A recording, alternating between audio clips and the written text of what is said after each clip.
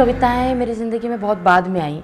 Almost जब मैं NSD पहुंच गई थी, national school of drama, acting की पढ़ाई करते करते लिटरेचर की पढ़ाई करना भी शुरू हो गया। और वहाँ पे हमारे जो टीचर्स थे, बज्जू भाई हैं, राम गोपाल बजाज या अनुराधा कपूर, उन्होंने बहुत सारे हिंदी राइटर्स और हिंदी पोएट्स से हमारी मुलाकात हो गई। उनकी पोएट्री से हमारी जान पहचान हो गई। और फिर जो सिलसिला शुरू हुआ और मुझे एकदम से समझ में आया कि ये तो मैंने कभी पढ़ा ही नहीं था। इतने साल यहाँ पुणे में पढ़ने के बाद मुझे पता ही नहीं चला था कि इतनी अच्छी हिंदी कविताएं हैं। फिर कविता कोश मेरी ज़िंदगी में आया, जिन्होंने मुझे तरह तरह की कविताएं मुहैया करवाई।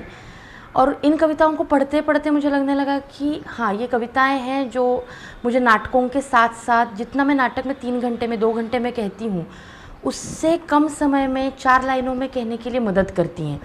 तो बहुत ड्रामेटिक कविताओं की खोज हमने शुरू की थी और उसी खोज के दरमियान मुझे ये कवि मिले थे, राजेश जोशी जी। इनकी कविताएं इतनी सटीक है और इतनी सीधी बात करती है कि मुझे लगा कि मैं अपने नाटक के साथ साथ इनको बहुत अच्छे से जोड़ सकती हूँ। हालांकि ये कविता मैंने कभी इस्तेमाल नहीं की है, पर ये मेरी बहुत ज़्यादा पसंदीदा कविता है, जो सच सच बोलेंगे मारे जाएंगे। ये अभी के समय के बारे में इतनी सटीक कविता मैंने और नहीं पढ़ी। कविता है,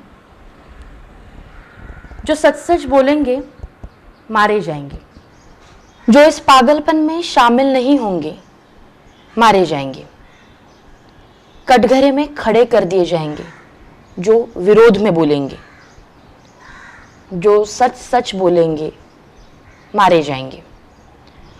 बर्दाश्त नहीं किया जाएगा कि किसी की कमीज हो उनकी कमीज से ज्यादा सफेद, कमीज पर जिनके दाग नहीं होंगे मारे जाएंगे।